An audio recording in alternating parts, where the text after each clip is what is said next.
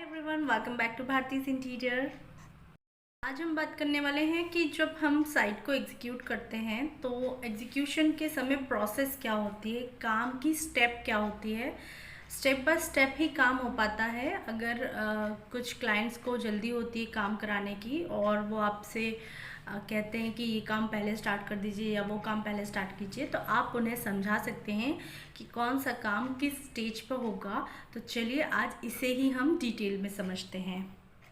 जब भी कोई प्रोजेक्ट हम हाथ में लेते हैं तो उसकी कुछ स्टेप्स होती हैं जिन्हें फॉलो करने के बाद ही हम उस पर आगे काम कर सकते हैं। तो वो स्टेप किस तरह से होती हैं, तो सबसे पहले तो स्टेप यही आएगा जो मैंने पहले के वीडियो में भी आपको समझाया था कि आपको पहले क्लाइंट से मिलके उनकी रिक्वायरमेंट्स को समझकर उनका प्लान बनाना होगा। टॉप प्लान यानी कि 2D 3D डिज़ाइनिंग में जो हमारा 2D डिज़ाइनिंग का पार्ट आता है, इसमें आपको सबसे पहले क्लाइंट्स की रिक्वायरमेंट को समझ के उन्हें कितने बेडरूम डिज़ाइन करने हैं, कहाँ पर बेड लेना है, क्या उनकी चॉइस है, उसकी सारी रिक्वायरमेंट को समझ के आपको अपनी एडवाइस देनी है और आपको अपने वास्तु का जो नॉलेज है उसको यूज़ करते हुए टॉप प्लान बनाना चाहिए।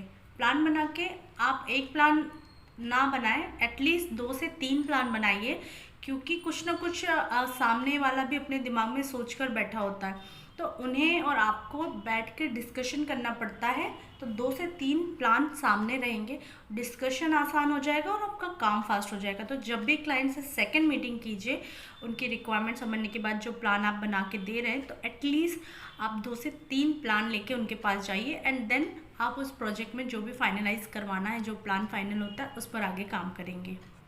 मान लीजिए प्लान फाइनल हो गया है, अब काम कैसे स्टार्ट करना है। तो काम स्टार्ट करने के लिए जो प्रोसेस होती है वो मैं आपको समझा देती हूँ।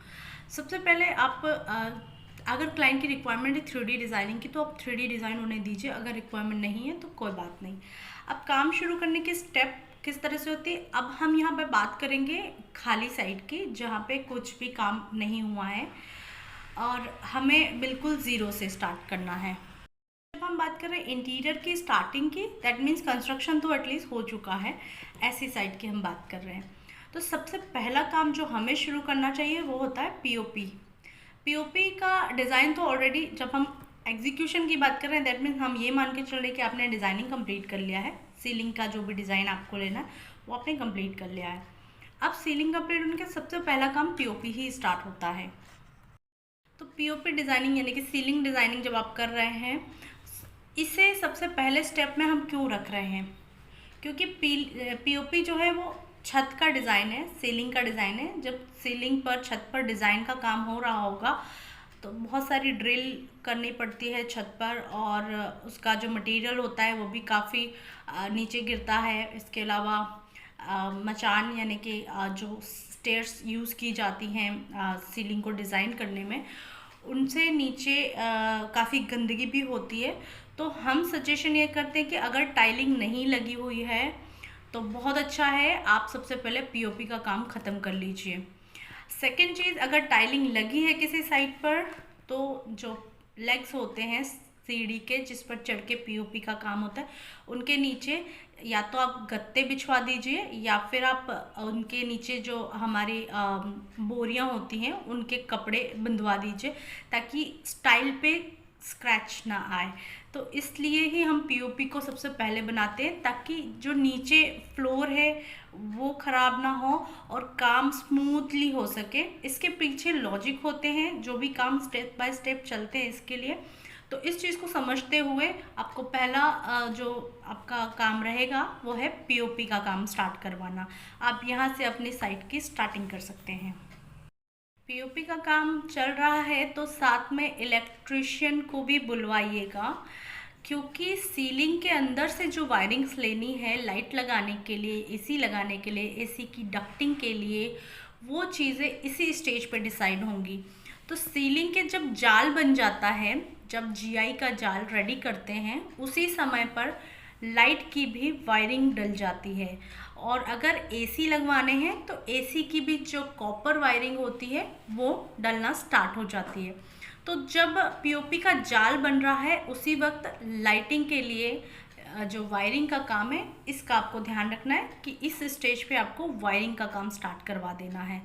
ऐसी गलती मत कीजिएगा कि आप काम चल रहा है, पीओपी बन गया, उसके बाद वायरिंग को याद करेंगे तो बड़ा नुकसान हो सकता है। इसलिए पीओपी शुरू करते से साथ बनना स्टार्ट होते ही आप लाइटिंग का काम या जो वायरिंग का काम है वो साथ साथ में चलने दीजिएगा। साथ ही जो लाइंस वॉल से जाने वाली हैं, जहाँ झिर्री करा के आपको लाइन डालनी है, तो उन चीज़ों को भी लाइट के पॉइंट ऑलरेडी मैं ये मान के चल रही हूँ कि आपने डिज़ाइन करके रखा हुआ है। आपको कहाँ कहाँ लाइट के बॉक्स और पॉइंट्स लेने हैं, उस हिसाब से आप काम कर रहे हैं आप साइड पर। तो आपको वहाँ पर झिर्री करवा के जो भी अंडरग्राउंड लाइन ले जानी है उसकी भी तैयारी कर लेनी चाहिए इस स्टेज पर। आपका पीओपी का जाल बन के रेडी है या पीओपी कंप्लीट होने आ गया है तो आप टाइलिंग का काम शुरू कर सकते हैं। आप टाइल जो भी लगवानी है वो आप फाइनल कीजिए और टाइल का काम स्टार्ट करवा सकते हैं। टाइलिंग का काम स्टार्ट करने से पहले एक चीज़ और ध्यान रख लीजिएगा कि कुछ साइट ऐसी होती है जहाँ नीचे से वायरिंग जानी होती है, यानी कि फ्लोर से कुछ वायरिंग्स को ले जाना होता है। तो जब हमें फ्लोर से जो जो वायरिंग ले जानी है, अगर फ्लोर को कट करके वहाँ से ले जाना है और वहाँ अगर फ्लोर पूरा नहीं बना है, तो अगर जो भी ऑप्शन आपके पास अवेलेबल हो तो ट्राई कीजिए कि सबसे पहले आप ये चेक कर लें कि कोई वायरिंग फ्लोर से तो नहीं जाने वाली। अगर फ्लोर से जाने वाली है तो उसे पहले ही डाल लीजिए, क्योंकि एक बार आपका टाइलिंग का काम अगर हो गया तो वहाँ आप कोई चेंजेस नहीं कर पाएंगे। इलेक्ट्रिशियन काफ़ी इंटेलिजेंट होते हैं, पहले से वायरिंग पे मार्किंग कर देते हैं और कौन सी वायरिंग को कहाँ जाके कनेक्ट करना है वो पहले से करके रखते हैं। तो ध्यान रखिए, अगर कोई फ्लोर से जाने वाली वायरिंग है तो उसको सबसे पहले करा लीजिए और देन आप टाइलिंग का काम अपना कीजिएगा। तो ये आपका जो थर्ड स्टेप है ये यहाँ पर इस तरह से काम करेगा और फिर आप टाइलिंग का काम कर सकते हैं। टाइलिंग का काम हो गया है तो साथ साथ वायरिंग का काम तो पूरी साइड जब तक आपकी चलेगी तब तक चलता रहेगा। तो लाइट का काम ऐसा है, लाइट की वायरिंग का काम कि जो इलेक्ट्रिशियन होते हैं उन्हें फर्नीचर से भी कुछ वायरिंग ले जानी होती है, कुछ वायरिंग उन्हें फ्लोर से ले जानी होती है, कुछ सीलिंग से ले जानी होती है। और कमर्शियल साइट्स पे सबसे ज़्यादा इन चीज़ों का ध्यान रखना पड़ता है, क्योंकि वहाँ पर मैक्सिमम वायरिंग फ्लोर, सीलिंग और फर्नीचर से होकर गुजरती हैं। तो इलेक्ट्रिशियन का काम तो जब तक साइट चलेगी तब तक कंटिन्यू काम रहेगा, उन्हें अपने काम का ध्यान रखना होगा। आपको टाइम टू टाइम ऑब्जर्व करना चाहिए कि कौन सा काम कब किस स्टेज पे होना है, ताकि गलती की गुंजाइश ना बचे, क्योंकि वापस से किसी काम को करने में बहुत ज़्यादा मेहनत लग जाती है। इसलिए पहली बार में ही अगर काम अच्छा हो जाए तो बहुत अच्छी बात है। अब मान लीजिए आपने वायरिंग कंप्लीट कर ली है, आपका पीओपी का काम कंप्लीट हो गया है, फ्लोरिंग हो गया है। अब फर्नीचर की बारी आती है। फर्नीचर डिज़ाइनिंग का काम इस स्टेज पे आप शुरू कर सकते हैं। फर्नीचर में भी काफ़ी धूल होती है और जब इसका काम चलता है तो पूरी साइट अस्त व्यस्त हो जाती है। तो जो भी नई टाइलिंग लगी है वहाँ पर आप गत्ते बिछवा के रखिए। पीओपी का जो हम कह सकते हैं कि एक मटेरियल होता है वो बिछा दीजिए, जिससे कि आपकी जो फ्लोरिंग है वो ख़राब ना हो और फर्नीचर का काम आसानी से हो सके। हालांकि फर्नीचर वाले या कारपेंटर जो होते हैं वो इस चीज़ का काफ़ी ध्यान रखते हैं, क्योंकि उनका रोज़ का काम होता है, बट आपको भी ये नॉलेज होना चाहिए। तो अब आप इस स्टेज पे आके फर्नीचर का काम स्टार्ट कर सकते हैं। आपका फर्नीचर का काम चल रहा है तो आपको कुछ चीज़ों का ध्यान रखना चाहिए, जैसे कि वेस्ट ज़्यादा नहीं होना चाहिए, क्योंकि एक जो वेस्ट होता है फर्नीचर में, प्लाई का जो कटिंग होता है वो बहुत ज़्यादा वेस्ट होने से क्लाइंट का भी काफ़ी नुकसान होता है। तो ध्यान रखने वाली बात ये होती है कि जितना हो सके अच्छे से मटेरियल को यूटिलाइज़ किया जाए और वेस्ट कम से कम हो। तो इस तरह का जो चीज़ें होती हैं उनका ध्यान रखना चाहिए आपको। कई जगह हम प्लाई के जब पार्टीशन बनाते हैं, पार्टीशन बनाने के लिए ग्रिड बनने के बाद प्लाई फिक्स होती है, इस पर मैं एक और वीडियो भी बना दूंगी। तो हम जब उस पार्टीशन पर पेंट या लैमिनेट जब भी करते हैं, एक चीज़ का ध्यान रखिएगा, नीचे स्कर्टिंग लगाना ज़रूर ध्यान रखिएगा, क्योंकि वॉल के चारों तरफ टाइल की स्कर्टिंग तो लग जाती है, लेकिन अगर हमारी जो पार्टीशंस हमने क्रिएट किए हैं, जो प्लाई से बने पार्टीशंस है, ये कमर्शियल साइट्स में ज़्यादा देखने को मिलेगा आपको। तो वहाँ पे स्कर्टिंग अगर आप भूल जाते हैं तो जब भी साइट कंप्लीट होने के बाद रेगुलर यूज़ में आएगी सो अगर झाड़ू पोछा कुछ भी लगता है तो वो नीचे की जो पार्टीशन की नीचे की वॉल होती है वो ख़राब होने लगती है। स्कर्टिंग एक छोटी सी चीज़ है जिसे आपको ध्यान में रखना चाहिए। ऐसे बहुत सारी चीज़ें होती हैं जिन्हें ध्यान में रखना चाहिए, पर जो जो मुझे अभी इस समय याद आ रहा है मैं आपको बताते जा रही हूँ। अब जब फर्नीचर का काम चल रहा है, फर्नीचर जो भी आप रेडी कर रहे हैं, चाहे वो पार्टीशन हो, चाहे table, chair, bed, sofa, whatever it is, furniture का जब कट करके असेंबल हो जाता है, इसमें फिर अगला स्टेप लैमिनेट का आता है। लैमिनेट के समय आपको क्लाइंट के साथ मिलके लैमिनेट फाइनलाइजेशन में जाना चाहिए।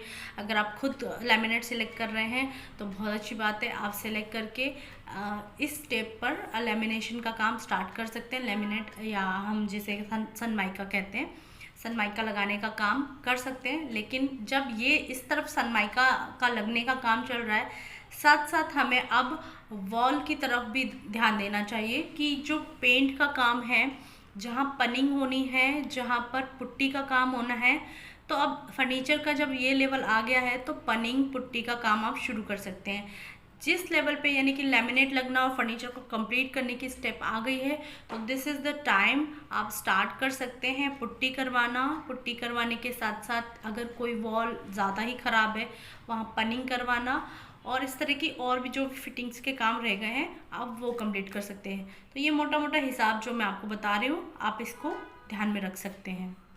नेट लगने के बाद कुशनिंग का समय आ जाता है, यानी कि सोफ़ा में जो कुशन लगता है, जो फैब्रिक लगने वाला है, सोफ़ा हो गया, बेड हो गया या जो भी ऐसी चीज़ें हैं जिसमें फर्नीचर का कंप्लीट स्टेप आया है, तो सोफ़ा की कुशनिंग और चेयर वगैरह जो भी फाइनलाइज करना है वो स्टेप इस समय आ जाएगा। साथ साथ में पनिंग या पुट्टी का काम चल ही रहा है, तो आपकी इस स्टेज पे साइड काफ़ी अच्छी दिखने लगेगी, आपको समझ में आने लगेगा कि साइड बन के कैसी लगने वाली है। तो कुशनिंग को इसी लेवल पे आप फाइनलाइज कर लीजिए, और जो भी काम करें ध्यान से उन्हें ढक के रखें, जो भी आपका फर्नीचर है ख़राब ना हो, तो इस चीज़ का ध्यान रखना चाहिए।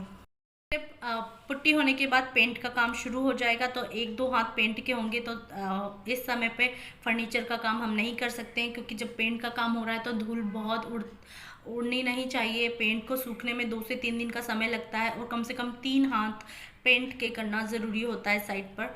तो जब हम पेंट का काम कर रहे हैं तब तक कारपेंटर को अपना काम करके बाहर निकल जाना चाहिए, क्योंकि इस स्टेज पे हम धूल बिल्कुल भी प्रेफर नहीं कर पाएंगे अपनी साइड पे। तो ट्राई कीजिए कि कारपेंटर का काम कंप्लीट हो जाए, देन आप पेंट का काम शुरू करें। पेंट का काम स्टार्ट करने के बाद आपको काफ़ी ज़्यादा समय तो नहीं लगता, लेकिन 2 से 3 दिन हर वॉल को सूखने के लिए आपको समय देना पड़ता है।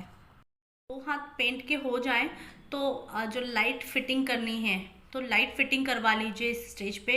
स्विच बोर्ड जो लगवाने हैं वो लगवा लीजिए। साथ ही आप फर्नीचर में जो पॉलिश करने का काम है आप वो भी करवा सकते हैं। और लाइट फिटिंग जब प्रॉपर हो जाए इसके बाद फाइनल हाथ पेंट का करवा दीजिए, और जो फर्नीचर फाइनली प्लेस करेंगे, फाइनली फर्नीचर को जिस जगह प्लेस करना है वहाँ करके फर्नीचर की पॉलिश आप करवा सकते हैं। दिस स्टेप आप जब फर्नीचर का आपका पॉलिश भी हो गया, आपका पेंट करके साइड रेडी भी हो गई है, कुछ एसेसरीज का काम बचता है इस स्टेज पर। तो जैसे हैंडल हो गया, या डोर हैंडल्स हो गए, या ग्लास के आपके डोर लग रहे हैं, कुछ ऐसी चीज़ें हैं। तो ये जो फाइनल एसेसरीज वाला पार्ट है, ये फाइनल करने के बाद आप क्लाइंट को साइट हैंड ओवर कर सकते हैं। So these are the step जो मैंने आपको बताई, इस तरह से साइट पे काम होता है। का कोई कन्फ्यूज़न हो तो मुझे कमेंट बॉक्स में आप मैसेज कर दीजिएगा, मैं आपको ज़रूर रिप्लाई करूँगी। और आई होप ये इन्फॉर्मेशन आपको समझ में आई होगी कि साइट पे स्टेप बाय स्टेप कैसे काम होता है। हालांकि ये काम बहुत डिटेलिंग का होता है, इनमें हम जितना डिस्कशन करें उतना कम है। तो अगर मुझे कोई और ऐसी चीज़ लगेगी जो आपसे डिस्कस करनी चाहिए तो डेफिनेटली मैं बिल्कुल आपको नेक्स्ट वीडियो में बताऊँगी। तब तक के लिए thanks for watching. Please like, share and subscribe. Thank you.